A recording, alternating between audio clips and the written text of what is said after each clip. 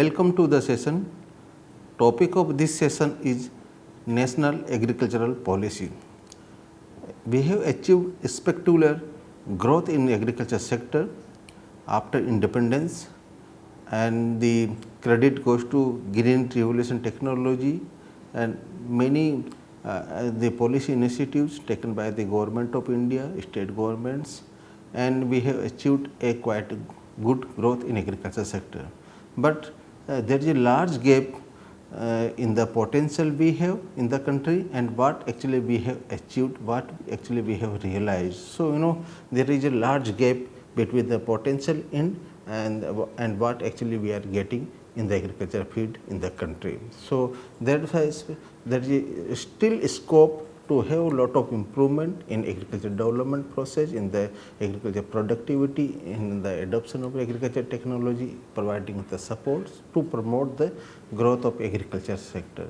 And also the after the liberalization or globalization of the economies of the world, and to make the agriculture, Indian agriculture more competitive in the international market. And we also observed in the 90s there is a decline, or there is a there is not much growth in agriculture productivity. So, in order to make the agriculture sectors more competitive in the world and to get a substantial or to get a realistic growth in agriculture sector, it was felt there is some and there is a need for some agriculture policy which have the holistic approach and which integrated all the agriculture sectors, subsectors, and which provide all kind of supports in terms of market, in terms of the prices, in terms of the investment opportunity, in terms of the providing the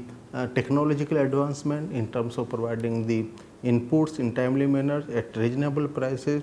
There is a need some a holistic kind of policy in agriculture sector. So, actually in 2000 this national agriculture policy were brought by the government of India, which has various components, and to realize actually it was aiming to achieve the 4% growth rate in agriculture sector while maintaining the country's natural resources of the agriculture sectors like land, water, the biodiversity, genetic variability. So, by maintaining all the natural resources and this agriculture policy, national agriculture policies was aims to achieve 4% growth rate in agriculture sector. So, in this session basically we are going to discuss about the national agriculture policy, its various components, and what are the different objectives, what is the need of the what was the need for the national agriculture policy. So, actually the agriculture is a backbone of the Indian economy because it contributes in the national economy, a substantial share is there in the national economy, and the major workforce of the country is employed in the agriculture sectors, and the growth of the other sectors or even the overall economy of the agriculture sector to a great extent depend on the performance of the agriculture sectors. That is why the agriculture is very important. And agriculture is also important to provide the household food security, nutritional security, and the agriculture is also contribute in provide the equity in the income distribution. Actually it help in the poverty reduction in the country. So, because largely the resource poor person, the laborer, they are enrolled in the agriculture activities, so they get some income. So, it help in the reduction of the poverty. So, that is why agriculture is a backbone of the national economy, and basically it is the core of the socio-economic development and progress of the Indian society. So, there are some problems in the agriculture sector also, like we were observing that there is a predominance of the low value agriculture, the crops we are selecting which have the less demand in the market, we are not getting the sufficient prices for agriculture produce, and the low benefit cost ratio in agriculture, the cost or the benefit when we compare, there is a less economic rate of returns in agriculture sector, and there is a inefficient use of the natural resources. And then there is also deterioration in the self-help institution like cooperative organization and farmers organization, because their overall viability reduced due to the more competitiveness from the private sectors or from sometimes public sector company also. And to meet all to face such challenges, we brought different types of policy in the agriculture sector in India. Like we brought the policy related to institutional reforms, in that land reforms was the major component. Then research and development policy, we brought different types of institutions, sometimes regional institutions for research, for varietal development, for insect pest management, extension or education institution we brought under the research and development policy. And then agriculture price policy, actually which basically measure aim is to provide the price support to the farmers, they provide a reasonable prices to the farmers. Then agriculture trade policy, marketing reforms actually we brought in the to provide the efficient market so that farmers can realize the good prices for their produce. Then credits policy also we brought in the country, actually aims to provide some institutional credit sources to the farmers, so we can save the farmer from the clutches of the money lenders. So credit policy also we brought. But the first time the holistic policy in agriculture sector was brought in 2000, and that is called as that the national agriculture policy. And major objective of this policy was to realize the vast untapped growth potential, because we have the different types of agroclimatic zone, we have different types of soils, we have the resources, natural resources, water resources also there. So we have different very vast untapped growth potentials. And the policy also have objective to strengthen the rural infrastructure. The basically purpose is to support the fast agriculture development and promote the value addition in agriculture sector, and then to accelerate the growth of agro-based industries like agro-processing industries, input industries. Then this policy also have objective to create the employments in rural area by establishing the agro-based industry in the rural areas. And actually aims is to provide a fair standard of living to the farming community, to the agriculture community, to the rural community. And basically this policy also have aims to discourage the migration of rural people to the urban areas, because if there is a job is there in rural area, so why they will move from the rural area to urban area. So this policy aims to discourage the migration. And actually this policy provides sufficient support to face the challenges arising out of the economic liberalization and globalization in the agriculture sector in the country. And there are different salient features of the national agriculture policy, like this policy is targeted to achieve the 4% growth annual growth rate, and in the next 2 decades. And actually and the policy emphasizes the greater involvement of the private sectors, and particularly by promoting the contract farming, and the price protection mechanism were developed in this policy. And the emphasis were also given to provide the insurance schemes by improving the national agriculture insurance schemes. And actually there were many restrictions on the movement of agricultural commodities. So this policy basically aims to dismantle all these restrictions on the movement of agricultural commodity in the country. And actually we have limited water resources, so this policy also talk about the rational use of the water resources for the optimum use of irrigation potential.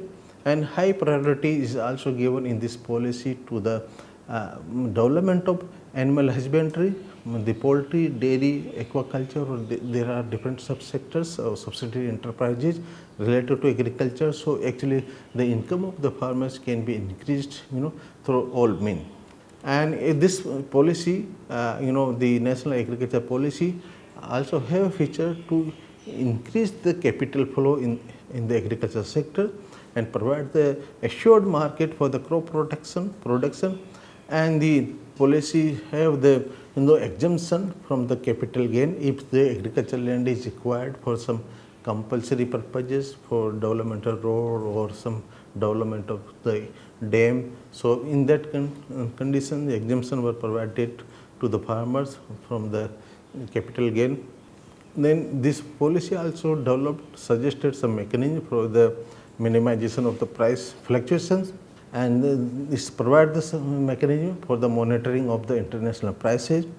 And this policy also talk about the the protection of the farmers' right on the plant varieties through the legislation, and this policy also talk about the adequate and timely supply of the quality input to the farmers so that we can increase the productivity of the agriculture sectors. And the priority is also given the rural electrifications, and there is a focus, the emphasis is on the setting up the agro processing units in the rural areas and creation of the off-farm employment in the rural areas, so that there is a less migration from rural area to the urban area. And there are various component of national agriculture policy like sustainable agriculture, the food and nutritional security, generation and transfer of the technology, input management, incentive for agriculture, investment in agriculture, institutional structures, risk management, management reform, the employment in agriculture. There are different these components. We will be discussing all these components in details now. The first component is the sustainable agriculture, because this policy is aimed to achieve the 4% growth rate in agriculture sectors by maintaining our natural resources like the land, water and genetic endowments. So this policy is basically promote the use of this natural resources in the technically sound and the economically viable, environmental, non-degrading and socially acceptable manner. So it is basically sustainable agriculture, the concept brought in the national agriculture policy, and ultimate objective is to promote the sustainable development of agriculture by managing these resources in very judicious way by using in the optimal manner.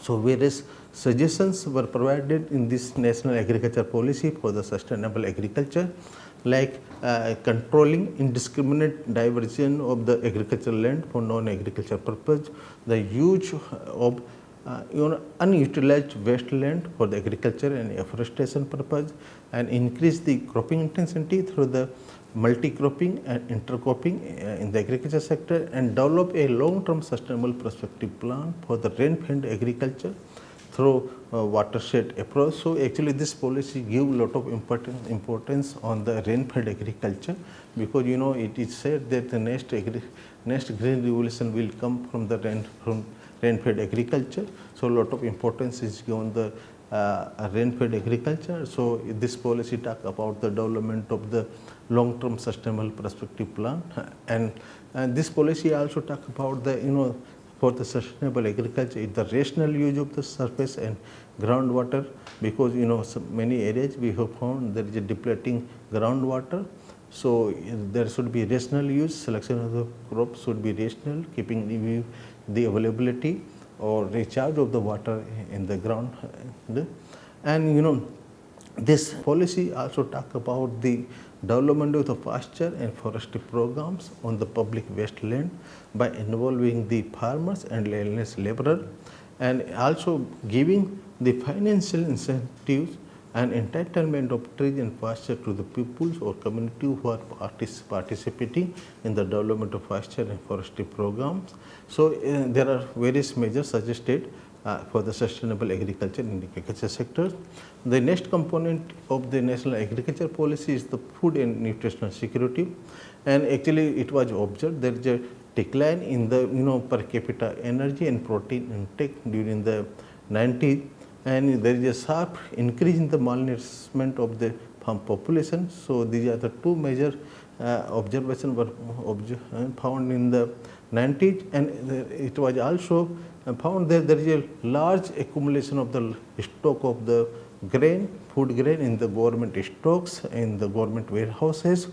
So there was a problem of disposal in the domestic international market, and there was a burden on the state exchequer. So we were facing two kind of problem. There is a decline in the per capita consumption of the protein and energy, and the lot of malnutrition were observed. And on the other hand, there was a large stock of food grains available in the godowns. So how to manage these godowns, because it is also costing a lot to the government.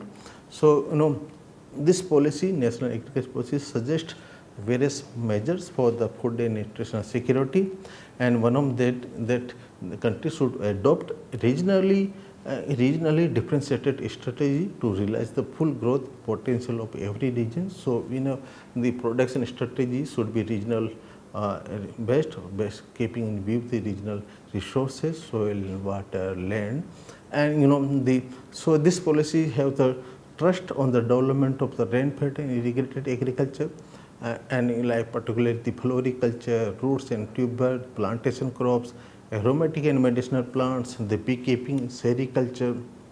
And this policy also have the emphasis on the animal husbandry, poultry, dairying and aquaculture practices, and basically policy suggests that we should have the integrated approach, particularly for the marine and inland fisheries, and actually which promote the sustainable aquaculture practices. So actually in all field of the like animals, from the tubers, from the plantation crops, from the poultry, from the fisheries, from all sectors we should provide the desired nutrient to our people, so we achieve the food and nutritional security.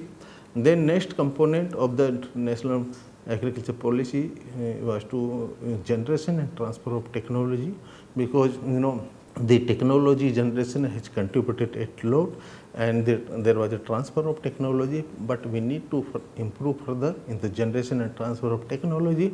So high priority were given in the national agriculture to evolve the location specific and economically viable improved variety of agriculture and horticulture crops, the livestock breeds and the aquaculture, and the emphasis was on the regionalization of the agriculture research based on the identified agroclimatic zones, and there actually there was a huge gap exist between the attainable and attained yield on the farmers field.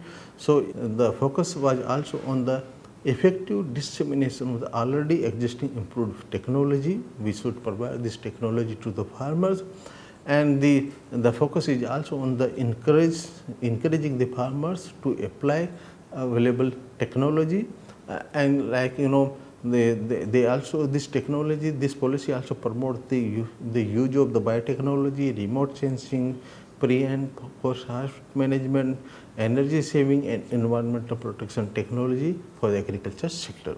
The next component is the input management, because actually we need to provide the input in timely manners in the adequate quantity to the farmers at the reasonable prices, and the important input in agriculture sector is the seed, fertilizers, pesticides, biopesticides, agriculture machinery, and the credit, and so there was a focus under this policy on the soil testing and the quality testing of the fertilizer and seeds, and there was a mechanism to develop on checking of the supply of the spurious inputs, particularly the seed and fertilizer, and in this policy suggests about the balanced and optimum use of the fertilizer, and also promoting the use of the organic manures and biofertilizer, and also this policy provide a protection to the farmers for the plant varieties which they produced at the farm level. They can sell to the other farmers, they can store, except in case of the some branded varieties. So protection is provided to the farmers. Under this input management component to the national agriculture policy, and the farmers will be allowed for their traditional right to save a huge exchange, share and sell the farm saved seed, except in case of the branded seeds of the protected varieties for commercial purpose.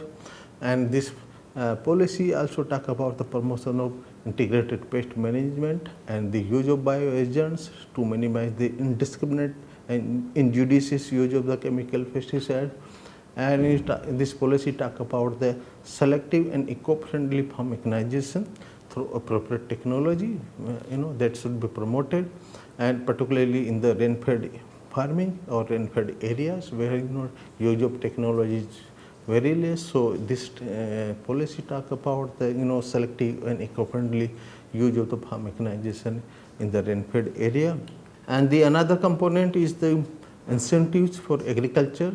Actually this policy provide a favorable economic environment for promoting farm investment through removal of the distortion in the incentives, and also reforms in domestic and external market, and also provide the improved terms of trade for manufacturing sectors with the industrial, with the agriculture sector. So this document, the National Agriculture Policy document, state not only the intention but also elaborate how it should be achieved. So actually the sufficient mechanisms should be developed for providing the incentive. However, there is not much mentions how we will achieve this in the reforms for providing incentive in agriculture sector. And some of the reforms and initiative after the National Agriculture Policy was the liberalization of the land lease market, and basically there was a proposal to change regulation to promote the contract farming in private in markets, by developing the private market. And so various reforms were initiated, like the reforms, changes in the Agriculture Produce Market Committee Act, then the change in the Essential Commodity Act, and then development of Price Stabilization Fund for the export oriented commodities, and the formulation of species guidelines for all the agriculture product, and also to promote the competitive trade. So various reforms were initiated after the National Agriculture Policy.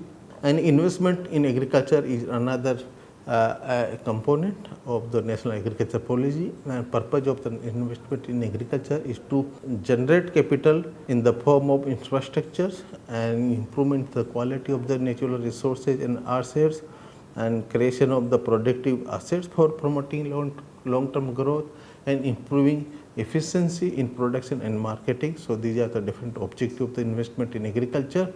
And there are two sources of investment for agriculture sector. One is from the public sector, another is from the private sector. And public sector investment is basically to create the infrastructure like road, electricity, or market, yard. Or the private investment is basically the purpose is for the formation and for the improvement of the quality of the existing assets by the private companies, so they can improve their efficiency. In the investment component of the National Agriculture Policy, high priority were given to the rural electrification. So basically purpose is to improve the electricity supply at a reliable and cost effective manners in the rural areas for agriculture purpose.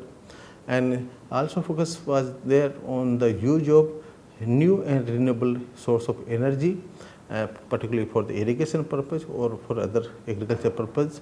And the emphasis was on the setting up of the agro processing units in the producing area, and the particularly crop specific agro based industries. So crop producing area, there was a focus to set up the agro processing units, and the purpose is to reduce the wastage, especially of the horticulture produce.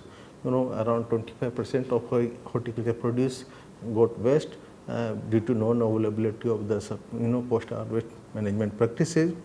And the purpose was to also to increase the value addition in agriculture commodities, and the creation of non-farm employment in rural area were also one of the objective for investment in agriculture sector.